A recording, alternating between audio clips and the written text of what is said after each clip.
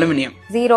ஏன்னா அது ரொம்ப சீப் குவாலிட்டியில் மேனுஃபேக்சர் பண்ணுறாங்க அண்ட் அது வந்து அசிடிக் ஃபுட்ஸ்லாம் எடுக்கிறப்போ நிறைய லீச் ஆகும். ஸோ அதனால நமக்கு அல்சீமர்ஸ் இந்த மாதிரி நிறைய லெட் எக்ஸ்போஷர் இருக்கனால பிரெயினுக்கு ரொம்ப அஃபெக்ட் பண்ணும். Nonstick tawas Teflon biggest no, -100 10,000 அந்த மாதிரி கொடுக்கலாம். It is never okay. அது என்னதான் ஹீட் ஸ்டெபிலிட்டி இருக்குது, ரொம்ப ஜாஸ்தி ஹீட் பண்ணாதான் வரும், அது இதெல்லாம் இருந்தாலுமே அது வந்து நாட் ஓகே தான். அயன் கடாய் 8 எல்லாத்துக்குமே நல்லா இருக்கும். அது ரொம்ப லாங்கரா யூஸ் பண்ண நமக்கு வந்து நான்ஸ்டிக் ஃபீல் கொடுத்துரும். ஸோ அதனால எல்லாத்துக்குமே யூஸ் பண்ணலாம். ஹீமோக்ளோபின் ஏற்றுறதுக்கு ஹெல்ப் பண்ணும். ஸோ அனிமியா பேஷண்ட்ஸ்லாம் யூஸ் பண்ணலாம், எல்லாருமே யூஸ் பண்ணலாம். ஸ்டெயின்லெஸ் ஸ்டீல் 9 எல்லாத்துக்குமே ஈஸியான யூஸிங். அப்புறம் வந்து மெயின்டெனன்ஸ் கம்மி, இந்த லீச்சிங் அவுட் பிரச்சனை எல்லாம் கிடையவே கிடையாது. ஃப்ளேவர்ஸும் கரெக்டாக இருக்கும். என்ன அன்ஈவனாக கொஞ்சம் ஹீட் ஆகும், பட் அதை மேனேஜ் பண்ணிக்கலாம், ஒன்றும் பிரச்சனை இல்லை. Copper 6 copper is not for cooking. அது வந்து ஸ்டோரேஜுக்கு நல்லா ஹெல்ப் பண்ணும். இப்போ நீங்கள் வாட்டர்லாம் வந்து ஸ்டோரேஜ் பண்ணுறீங்கன்னா ஸ்ட்ரக்சர்டு வாட்டர் கொடுக்கறதுக்கு அது ஹெல்ப் பண்ணும். மண்சட்டி 10 on 10 ஏன்னா நல்ல ஏர்த்தி ஃப்ளேவர் கிடைக்கும்.